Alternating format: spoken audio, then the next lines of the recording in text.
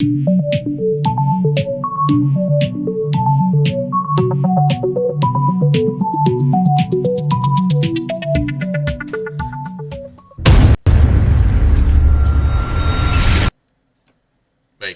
selamat datang dalam channel Kuliah Daring bersama saya Didiman Hartono.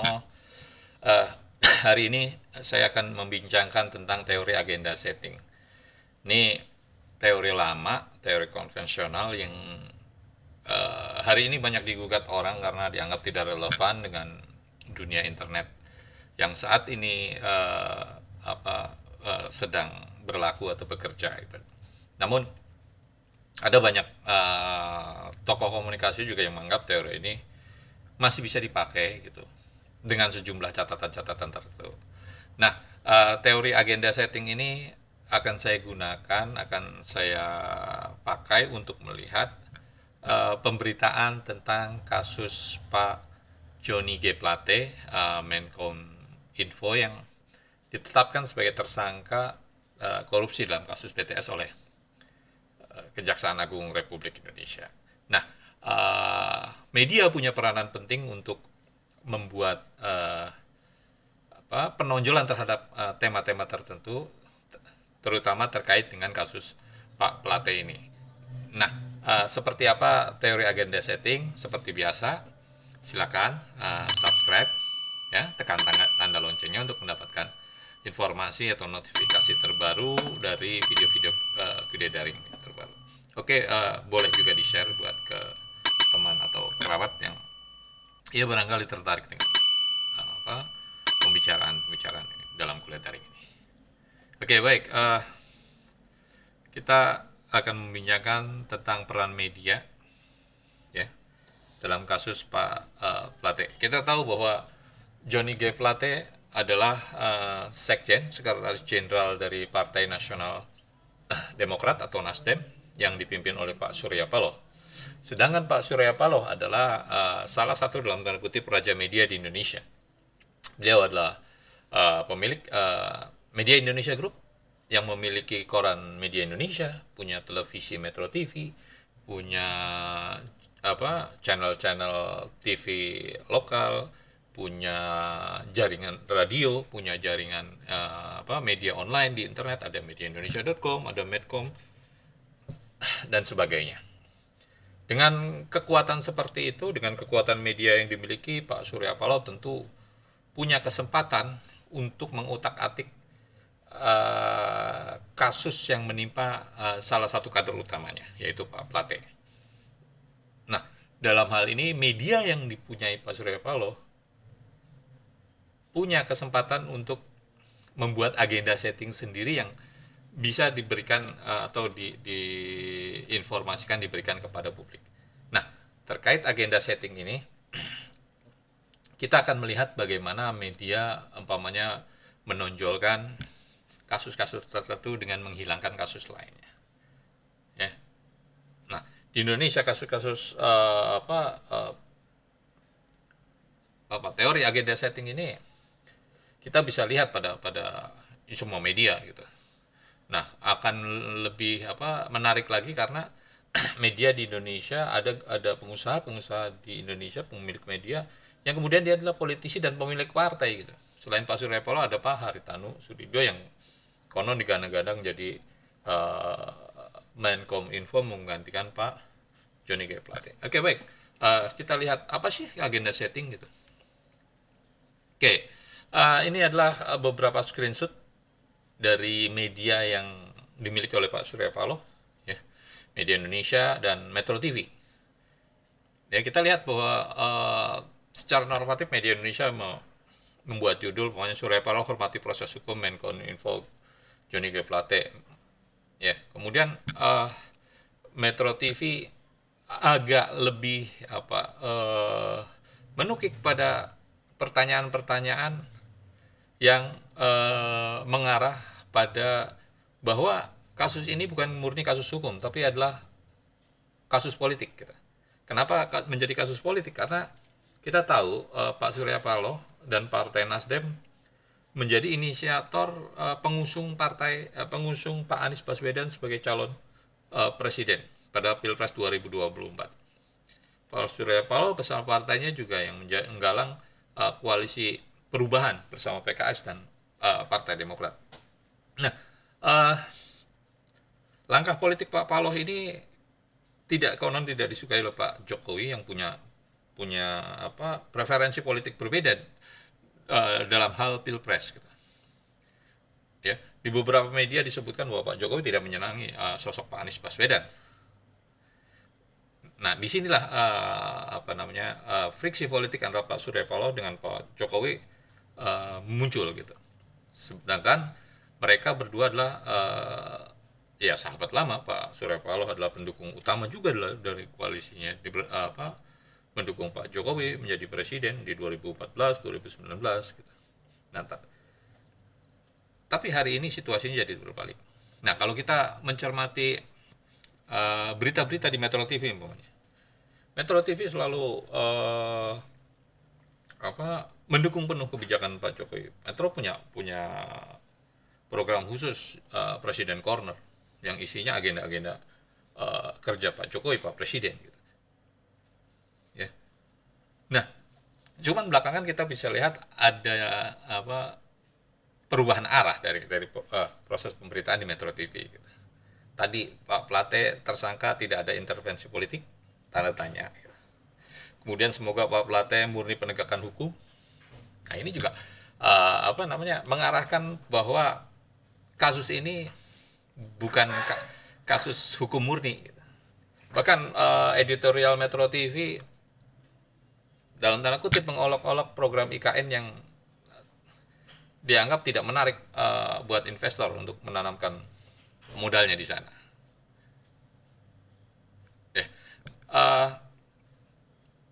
Kalau kita lihat berita media Indonesia soal dari statement Pak Mahfud MD, di situ ditulis judul Mahfud MD soal kasus Johnny Plate, hati-hati ini ada politiknya. Padahal di media lain yang ditonjolkan adalah bahwa Pak Mahfud akan mengawal kasus ini. Pak Mahfud minta kasus ini ditelusuri kemana jaringan uang korupsinya mengalir. Tapi di media Indonesia dia lebih menyoroti statement Pak Mahfud tentang adanya irisan politik dalam kasus Pak Johnny G. Plate ini. Nah, ini yang kemudian menarik untuk dibahas dalam perspektif agenda setting. Oke, baik. Ya, ini asumsinya bahwa media, khususnya media berita, tidak selalu berhasil memberitahu apa yang kita pikir. Tetapi media tersebut benar-benar berhasil memberitahu kita berpikir tentang apa. Ya. Dalam artian, media mengarahkan pikiran orang untuk berpikir tentang apa gitu. Ya. Ada tadi peristiwa Pak Johnny G. Plate. Ya. Nah, publik punya pemahaman sendiri, punya pemikiran sendiri tentang kasus ini. Tapi media kemudian berhasil memberitahu kita tuh harus mikirin yang ini nih, titik yang ini gitu. Yaitu adanya unsur politik. Ya, ini bagian dari media setting. Media massa selalu mengarahkan kita pada apa yang harus kita lakukan. Media memberikan agenda-agenda melalui pemberitaannya, sedangkan masyarakat mengikutinya. Nah, asumsi agenda setting berikutnya adalah teori ini lahir ketika alam maya belum hadir, internet belum ada, sehingga efek media dianggap sangat menentukan karena proses pemberian informasi melalui media adalah proses satu arah. Audiens dianggap audiens yang pasif, objek yang akan menurut apapun yang informasi yang disajikan oleh media. Ya. Jadi asumsinya adalah ini adalah komunikasi satu arah yang dilakukan oleh media. Nah, inilah yang kemudian banyak orang menganggap bahwa ini tidak relevan dengan situasi kekinian yang adanya internet membuat audiens juga bisa menjadi subjek, bisa menjadi produsen informasi gitu. Oke, tapi kita tidak akan membahas perdebatan itu karena kita berfokus pada apa sih teori agenda setting. Oke, ini adalah ya founding father-nya teori ini gitu. Maxwell McComb dan Donald Shaw. Ya, keduanya meyakini bahwa media massa memiliki kemampuan untuk mentransfer hal yang menonjol yang dimiliki sebuah berita dari news agenda mereka kepada agenda publik. Ya, pada saatnya media massa mampu membuat apa yang penting menurutnya menjadi penting pula bagi masyarakat. Ya. Nah, menurut media, ya, yang penting bagi masyarakat dalam kasus Johnny G. Plate umpamanya adalah adanya intervensi kekuasaan di ranah hukum.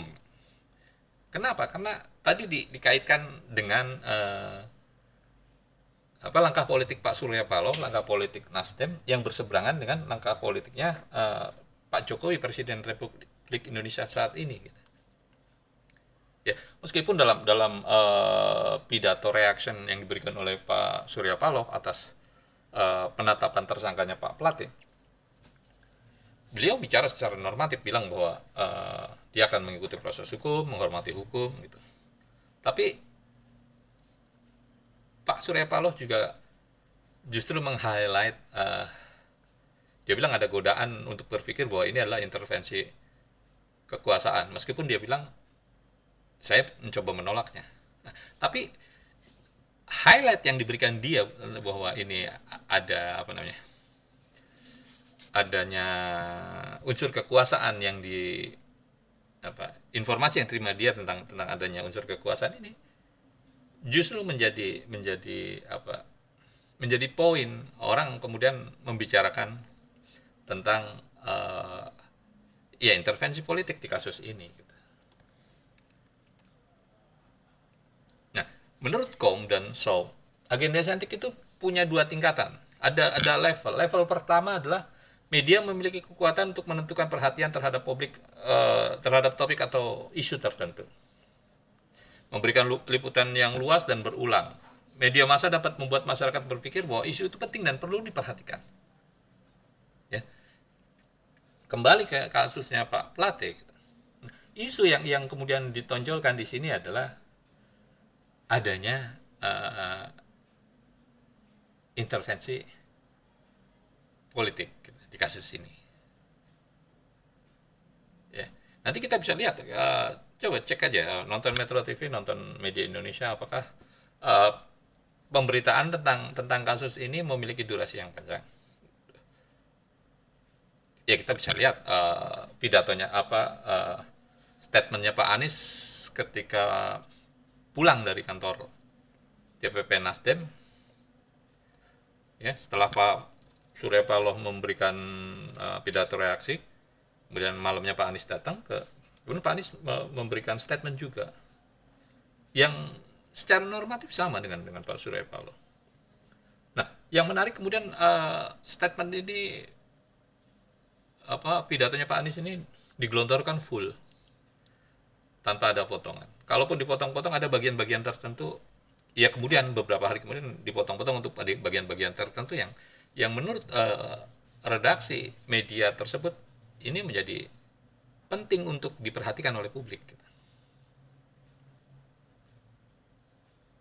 Ya. Pidato Pak Surya Paloh full. Gitu. Meski kalau kita bandingkan di TV lain pidato itu nggak bakal disiarkan secara full. Nah ini adalah tingkat pertama adalah memilih isu. Ya, jadi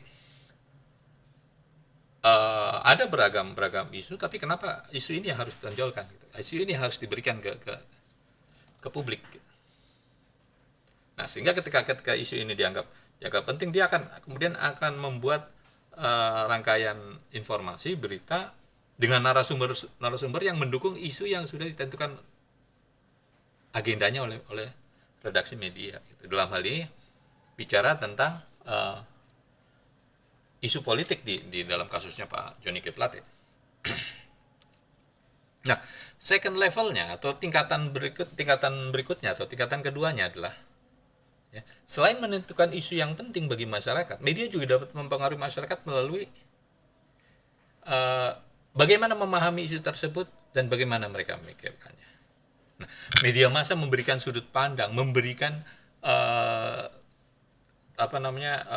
framing atau penonjolan dan framing, pembingkaian, gitu. Membingkai isunya. Tadi sudah ditonjolkan, isunya adalah oke, kita ngomongin isu tentang Pak Plate, kemudian bicara tentang adanya intervensi politik. Nah, kemudian framing, kemudian dibingkai isu itu menjadi sedemikian rupa, sehingga orang kemudian berpikir bahwa oke, ini adalah memang benar seperti yang diagendakan oleh media tersebut. Kemudian framingnya umpamanya diarahkan pada nasib koalisinya Pak Surya Paloh, diarahkan pada umpamanya bisnisnya Pak Surya Paloh yang di beberapa media disebutkan mulai terganggu, gitu, atau diganggu, gitu. Nah, ini framing itu bagaimana mengarahkan pandangan orang pada sudut tertentu sehingga dia mengabaikan sudut-sudut lainnya. Ya, nanti kita bisa bahas teori framing pada kesempatan khusus. Oke, ini masih tentang agenda setting, pemahamannya menurut Cohen, Bernard C. Cohen. Sebenarnya Cohn dan Shaw ini meminjam teori ini dari Walter Lippmann dan Cohen tentang agenda setting, gitu. Jadi bagi Cohen, agenda setting teori yang menyatakan bahwa media massa merupakan pusat penentuan kebenaran dengan kemampuan media untuk mentransfer dua elemen, yaitu kesadaran dan informasi ke dalam agenda publik dengan mengarahkan kesadaran publik serta perhatiannya kepada isu-isu yang dianggap penting oleh media massa. Ya. Ya, hari ini ada beragam isu yang beredar di masyarakat. Oke, katakanlah pertama isunya tentang Plate. Kemudian isu kedua tentang tim nasional Indonesia yang baru saja menang gol. Dan isu berikutnya adalah ada kekecewaan dari para atlet lain karena dianggap dinomorduakan dari sepak bola. Kemudian ada isu lagi soal perbaikan jalan raya. Banyak isu yang beredar. Kenapa kemudian media tersebut memilih isunya Pak Plate menjadi isu utama dan memberikan ruang yang besar terhadap berita itu. Nah, itu adalah agenda setting. Ya. Jadi agenda setting itu memberikan gambaran bahwa sesuatu itu penting ke dalam benak pembacanya. Jadi media itu yang memilihkan apa sih yang dianggap penting untuk diberikan atau dijejalkan ke benak publik, gitu. Ya, jadi kalau ada sebuah peristiwa kemudian media tidak menganggap penting, ramai-ramai tidak memberitakan, selesai peristiwa itu tidak akan menjadi peristiwa penting, gitu. Makanya ada istilah media harus dibungkam. Karena begitu media dibungkam, ya peristiwanya tidak menjadi isu, tidak menjadi opini publik.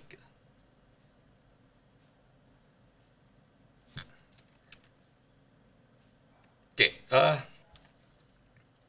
menurut Little John, ya, agenda setting beroperasi dalam 3 bagian. Yang pertama, agenda itu media sendiri harus diformat. Proses ini akan memunculkan masalah bagaimana agenda itu terjadi pada waktu pertama kali. Jadi ini pada isunya berada pada redaksi medianya. Proses perdebatannya ada di medianya. Biasanya media dalam menentukan sebuah isu mana yang akan menjadi headline atau bukan, normalnya adalah dengan menghitung nilai beritanya. Bobot nilai berita itu berapa, gitu. Bobot nilai berita itu bisa dihitung dari umpamanya aktualitas. Aktualitas beritanya Pak Plate itu kalau dihitung dari 10 ke 1 nilainya berapa, gitu. Kemudian magnitude-nya. Dari 10 satu magnitudenya berapa? Kemudian dari ketokohannya. Kemudian dari ada 10 macam paling tidak gitu yang bisa dilihat uh, untuk menentukan nilai sebuah berita. Kemudian agenda media dalam banyak hal mempengaruhi dan berinteraksi dengan agenda publik atau kepentingan isu tertentu bagi publik. Ya. Jadi kemudian muncul isu seberapa besar sih kekuatan media mampu mempengaruhi agenda publik dan bagaimana agenda publik melakukannya. Ya, publik punya agenda sendiri terkait kasusnya Pak Plate. Dalam hal ini adalah uh, ya ada opini tentang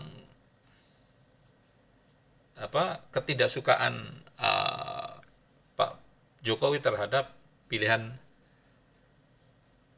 politik Pak Surya Paloh. Nah, isu ini berkelindan dengan peristiwa dari penangkapan atau ditetapkan tersangkanya Pak Plate. Gitu. Meskipun tentunya kejaksaan punya argumentasi hukum yang kuat dalam menentukan seseorang menjadi tersangka atau tidak. Kasus ini bergulir sejak setahun yang lalu. Gitu. Mungkin akan tidak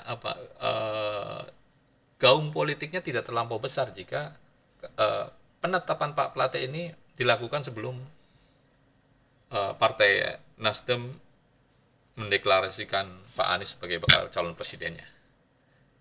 Tapi situasinya kan sekarang uh, terjadi di tengah itu, gitu. Sehingga memunculkan opini publik tentang adanya intervensi politik. Kemudian yang ketiga adalah agenda publik mempengaruhi interaksi ke dalam agenda kebijakan. Membuat kebijakan publik dianggap penting bagi individu. Nah ini berkaitan dengan kebijakan-kebijakan yang akan diberikan atau disampaikan oleh pembuat kebijakan. Ya, kalau kita lihat, umpamanya dari ketiga medan operasi yang disampaikan oleh Little John ini, bahwa agenda media itu bisa mempengaruhi agenda publik gitu. Tapi agenda publik tidak bisa mempengaruhi agenda media. Asumsi dasar lainnya tentang agenda setting bahwa masyarakat pers dan media tidak mencerminkan kenyataan. Ya. Jadi apa yang disampaikan pers itu bukanlah konstruksi sosial yang sebenarnya, tapi itu adalah konstruksi media terhadap berita. Jadi tidak mencerminkan kenyataan secara sesungguhnya gitu. Kalau ada sebuah peristiwa, kemudian kita baca di media, nah itu konstruksinya adalah konstruksi redaksi media itu dalam melihat peristiwa itu. Ya kalau kita bacanya Metro TV, media Indonesia tentang kasus ini, ya kita akan diberikan pemahaman bahwa ini kasus berkelindan dengan isu politik. Tapi kalau kita baca atau melihat pada MNC yang saat ini masih mesra dengan Pak Jokowi, akan disajikannya dalam perspektif yang lain. Nah, kemudian konsentrasi media hanya pada beberapa masalah masyarakat. Ya, ini terkait dengan durasi dan display di sebuah majalah atau koran untuk pemberitaan kan gitu. Jumlah halaman media kan terbatas. Nggak semua peristiwa harus masuk ke media dan makanya diseleksi gitu. Ada banyak tukang bubur di Jakarta. Tapi kenapa tukang bubur yang itu kemudian yang dinaikkan yang diberitakan gitu. Nah, itu ada proses seleksi. Nggak mungkin semua tukang bubur di Jakarta dinaikkan. Nggak muat halamannya gitu.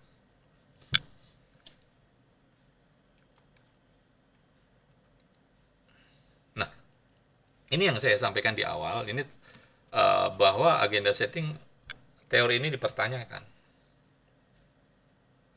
Ya. Media memilih isu tertentu untuk dihadirkan kepada khalayak. Ya, pasti. Gitu. Publik akan mencari petunjuk atas peristiwa dan kejadian penting melalui media.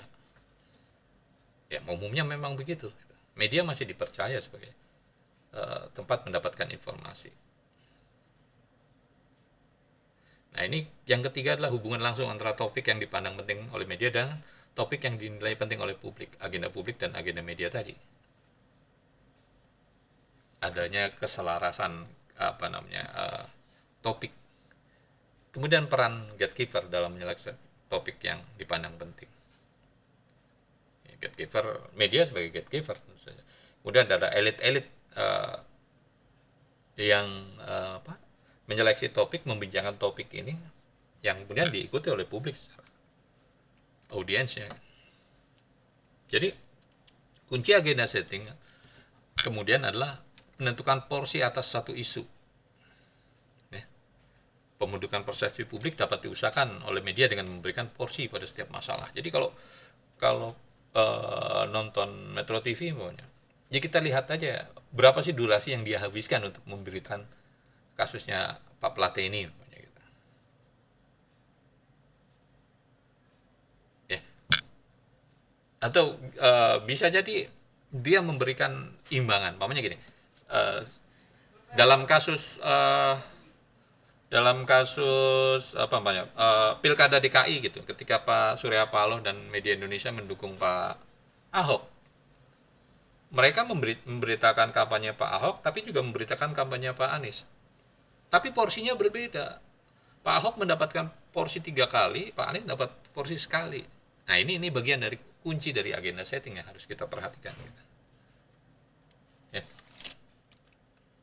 Nah, ini kita bisa lihat diagramnya kira-kira gitu yang saya lupa, ini saya ambil dari salah satu jurnal. Nah, agenda setting itu mempengaruhi agenda publik mempengaruhi agenda kebijakan. Agenda kebijakan bisa mempengaruhi agenda media. Gitu. Sebaliknya agenda media juga bisa mempengaruhi agenda kebijakan. Nah, pokoknya saya ingat dulu menjelang peristiwa kuda tuli gitu, di era Soeharto dulu lah. Gitu.